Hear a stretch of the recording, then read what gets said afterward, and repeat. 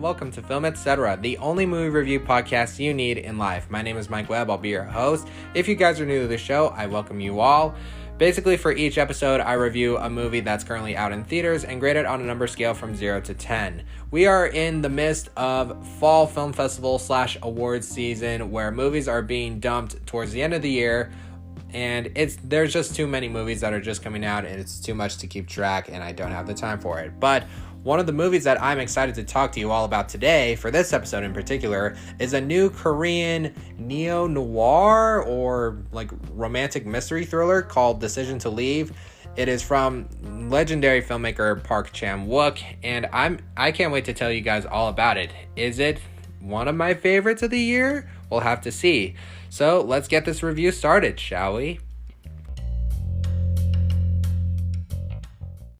Now, before we get into this review, I must cap you off with a warning. If you guys are new to the show, or if this is your first time, or if you need a little bit of refresher, I am diagnosed with autism, so you may hear my wording get jumbled up a bit. So I hope you all forgive me, and I hope you all enjoy. Decision to Leave is the 11th film from Korean master filmmaker Park Chan-wook, who's best known for directing the 2003 film Old Boy, which is the second installment in his Vengeance trilogy after 2002's Sympathy for Mr. Vengeance, and followed by 2005's Lady Vengeance or Sympathy for Lady Vengeance, depending on the country you live in. Director Park is also responsible for helming the 2000 mystery thriller Joint Security Area, the 2009 horror film Thirst, the psychological thriller Stoker from 2013, which marks his only feature film in English so far, and The Handmaiden from 2016, which is a loose adaptation of the English novel Fingersmith by Sarah Waters. Written by Park and Jung Seo-kyung, Decision to Leave is a modern-day noir. It stars Park Hae-il as Hae-jun, a seasonal detective in Busan who investigates the suspicious death of a man on a mountaintop. Soon he begins to suspect the deceased's wife, Seo-rae, played by Chinese actress Tang Wei, while being unsettled by his attraction to her. The film also stars, and apologies if I mispronounce these names, Lee Jung-hyun, Kyung-pyo, Park Yong-woo, and Jung Yi-seo. All right, let me first start off by saying this. Korean culture in general has amassed a worldwide phenomenon in recent years.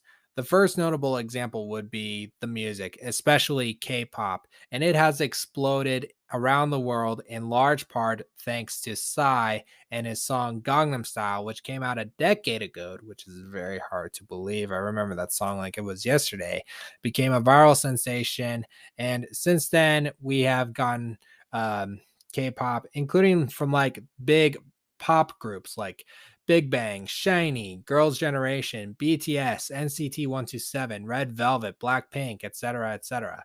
K-drama has also seen an impact in the television world, from like soap operas to more recent stuff like Squid Game, which just won a bunch of Emmys last month, but that show was like a worldwide phenomenon, and also shows like Hellbound and All of Us Are Dead and Extraordinary Attorney Woo.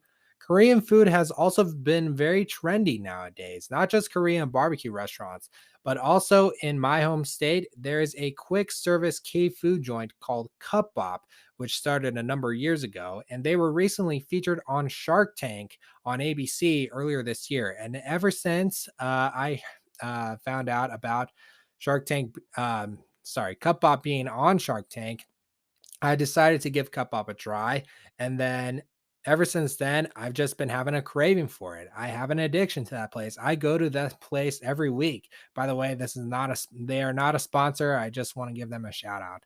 And then you have Korean cinema. And we've been getting a lot of genre films in general, from horror hits like I Saw the Devil, Train to Busan, and The Wailing, to dramas like A Taxi Driver and House of Hummingbird, and action films like The Good, the Bad, the Weird, and Hunt, which I just recently watched. It comes out at the end of the year, and it's directed by and starring Lee Jung-jae from Squid Game, who just won an Emmy. Even the works of like Hong Sang-soo are significant around the art house indie world, and he's been having a following right there. He makes like 2 to 3 movies a year, which is nuts. And one of his movies from a couple years ago called The Woman Who Ran, the poster for that movie, well, the American poster for that movie, it was later copied by the Los Angeles Rams, the NFL team, before the Super Bowl. And I'm not joking. Look this up. The poster style and the font and everything. It just looks very similar to that little lowbrow art house movie in general. Oh, and I should also mention Minari, which I know it's an American production, but it's at least a semi-autobiographical movie from filmmaker Lee Isaac Chung. And it's just a sweet and tender loving movie about a family starting a farm in rural Arkansas in the 1980s. Such a good movie, but let's skim all that. There are, in my opinion, three main auteurs of modern day Korean cinema. Lee Chang-dong, who's best known for the 2018 drama Burning, as well as films like Oasis, Poetry, and Secret Sunshine. All of those movies have received critical acclaim. Bong Joon-ho, who's perhaps the most widely known of the three. He's the director of films like Memories of Murder from 2003, The Host from 2006, Mother from 2009, the film version of Snowpiercer from 2013, and a science fiction film called Okja from 2017. But perhaps his most celebrated movie of all is, of course, Parasite, which became the first Korean film to break many new grounds in the film industry in terms of being the first film from that country to win the coveted Palme d'Or at the Cannes Film Festival in France, the first from its country to be recognized for Academy Awards, and is the first film not in the English language to win Best Picture at the Academy Awards or the Oscars. I can do a whole hour-long episode devoted to the works of Bong Joon-ho because he is simply a modern-day master. And then you have Park Chan-wook, I would who many film enthusiasts would also call him a modern-day master. Yet most of his works would be considered very nutty and grim. Now, full disclosure, this is my very first Park Chan-wook film that I've seen all the way through. I tried to watch Stoker, his English language film that he made with producers Ridley and Tony Scott. Tony Scott unfortunately passed away before the film's release. It stars Mia Wasikowska, Matthew Good, and Nicole Kidman. It's about a completely deranged family, but Mia Wasikowska is at the center of it all. I turned it off after like 30 minutes, either because I wasn't in the mood or I was probably busy that day. But Park's style in that it's really distinct, I would say. And I know Old Boy is considered by many to be one of the best films since its release in the early aughts, and was praised by filmmakers like Quentin Tarantino and Spike Lee, who later remade it in 2013 with Josh Brolin, and it is considered a complete failure both critically and commercially. But do not fret. If you haven't seen Old Boy, you're not alone. I haven't either. But it is getting a theatrical re release by Neon next year in time for the film's 20th anniversary. So I'll be on the lookout for that. And his last film before this movie, The Handmaiden, was also well received. So overall, Director Park's career has been very solid and respectable over the years. So let's talk about Decision to Leave. I should briefly mention this film premiered at Cannes back in May, where director Park won Best Director. A bunch of his movies have played at the festival and would go on to later win prizes at the closing ceremony. But this movie in particular is a mix of multiple genres, including crime, mystery, romance, thriller, a little bit of drama, a little bit of comedy, a little bit of action. Well, there's drama in this, but it all works on all those levels.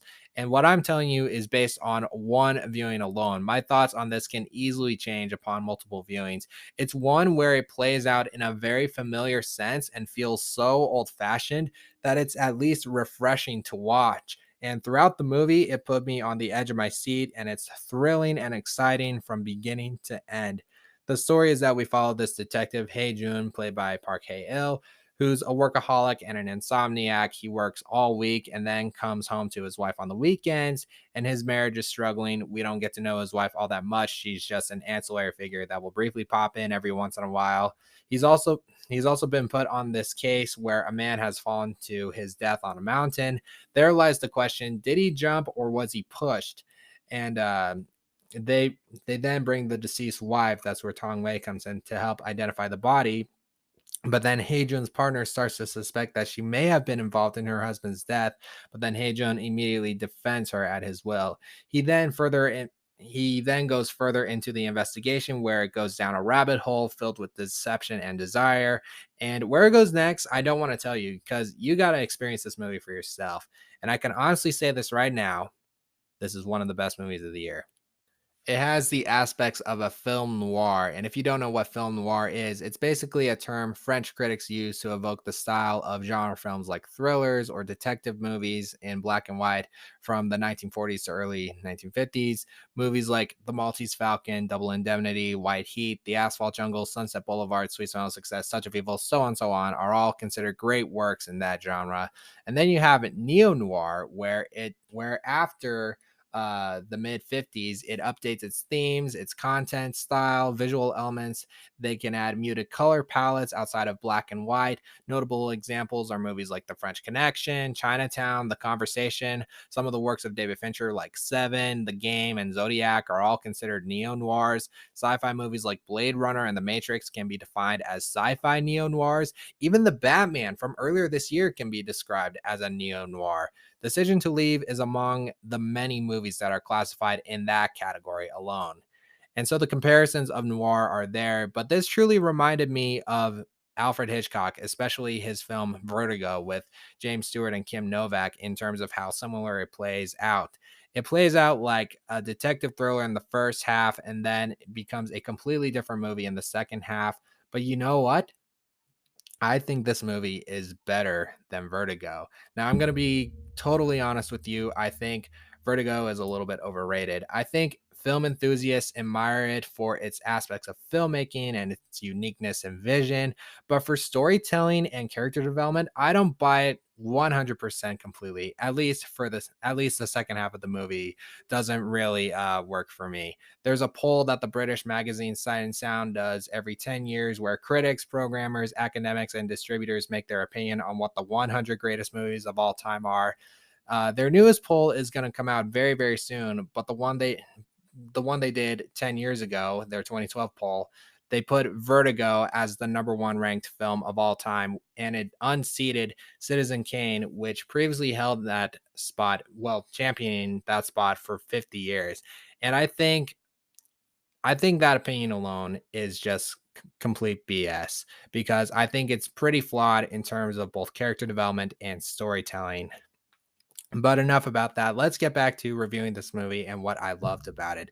Starting with the technical prowess of it all, it's so well made. Park Chan-wook's direction is slick and keeps itself balancing on all these tones that normally in general would be impossible to manage. The script is so sharp in storytelling. I did not know where it was going to go. It's also very stylish, where it's like a feast for your eyes. The cinematography by Kim Ji-young is spellbindingly grand and dazzling to look at. There's a couple shots that use fisheye lenses to help get the scope around you. The editing by Kim Sang-bum carries some of the best transitions I've seen in a very long time. There's one transition I love where you see the shot of someone's arm and then it immediately fades into the x-ray of an arm. It's wonderful editing. The musical score by Jo Young-wook is incredible as well. It reminded me a lot of Bernard Herrmann, who's usually Alfred Hitchcock's go-to composer. The acting is superb, mainly from its two leads. Park Hae-il plays the detective Hae-jun, our lead, our audience surrogate, if you will. He's very charismatic and charming, and also the type of notable lead characters who take their job very seriously until he meets our female protagonist. Actor Park is prominent in the Korean film industry. He's mainly known to worldwide audiences for being a co-star in both Memories of Murder and The Host from director Bong Joon-ho in the 2000s. But Tang Wei, oh my goodness. She is a force of nature here. Most people know her best from her debut role in the 2007 Ang Lee film Lust Caution opposite Tony Leung. She's done a lot of films in China, but she's no stranger to international work. She was also in the 2015 Michael Mann film Black Hat opposite Chris Hemsworth, but she is terrific here. She gives this alluring femme fatale persona that our detective may or may not have romantic feelings for, and she's great. If I were to run the Oscars next year, she would be my pick for Best Actress, although I've not seen Kate Blanchett in Tar just yet, but I will at some point because I want to see it so badly. But yeah, I mentioned Tong Wei is great. I love that her character tries to outwit everything around everyone. Like there's a scene early on where she's in a bathroom after she like helps identifies her husband's body, and she does something that is completely clever, for which I cannot tell you because that's kind of a spoiler. Her and Park Hae-il's chemistry sparks with light. You feel that whenever the sense of desire and tension comes among them, it does not feel stale one bit. And although it's a romance mystery thriller, I would not call it an erotic thriller, as some critics have pointed out.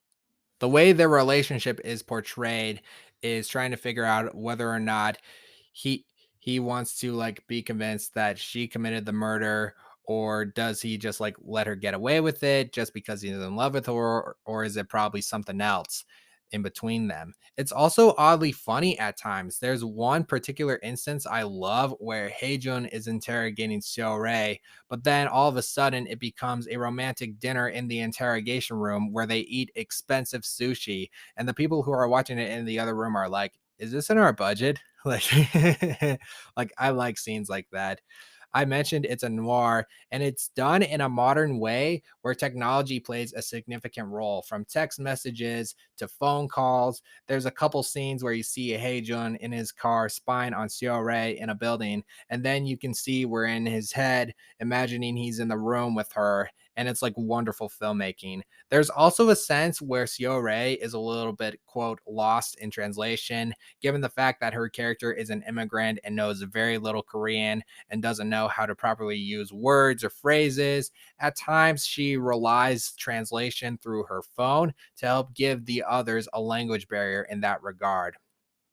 Now, one of the reasons why some people don't like it as much as others is that they think the first half is playing too much with the genre tropes and find it to be a little predictable. But then they were hooked with the film's second half. I get what they're saying. I don't mind that. There were a couple things that I kind of figured out, but it didn't bother me all that much because I was entirely hooked and engaged throughout. It may be a little too long. It's almost 2 hours and 20 minutes, but it's paced perfectly well. It's never dull, it's never boring. However, the main reason for me why I think it's not entirely perfect, without getting into spoilers, is that the ending is pretty devastating. And I was completely gobsmacked when it happened. Some people are going to like walk out afterwards after watching it and they'll be like, well, that was a bummer of an ending. And it'll just and for some people, it'll just like leave with you as you go along for the rest of your day. For me, I ended up feeling this sense of like I was just like shocked when it happened, and there was like one word after watching it where I was like, wow. And even still, I ended up watching something great. I encourage everyone to check it out. I cannot recommend it highly enough. I want to see it again immediately on the big screen when it comes nearby in my neck of the woods. It is that dang good. I hope this film will be studied and analyzed in film schools about its filmmaking, its story, its characters, so on and so forth. I also hope it gets a lot of attention come award season, not just critics groups, but also I don't, I mean, I just don't want to see this in just best international feature alone. I want to see it in other categories like picture, director for Park Chan-wook, actress for Tang Wei, screenplay, cinematography, editing, score. I hope organizations can at least recognize this movie for what it is. And if you can find it on the big screen, don't walk, run. See it as soon as you can. So yeah, Decision to Leave is now playing in select theaters and will expand in the coming weeks. It'll also stream on Mubi, spelled Mubi. That is the company that acquired this movie before the film's premiere. So, and it'll be on the Mubi streaming service sometime either at the very end of this year or at the beginning of next year. I'm going to give it a 9.2 out of 10. This is going to end up being on my top 10 list at the end of the year. I do need to watch more of director Park's films so that I can get a sense of what his overall style is in general. So anyway, guys, I'm going to make a decision to leave and wrap this episode up and call it a day.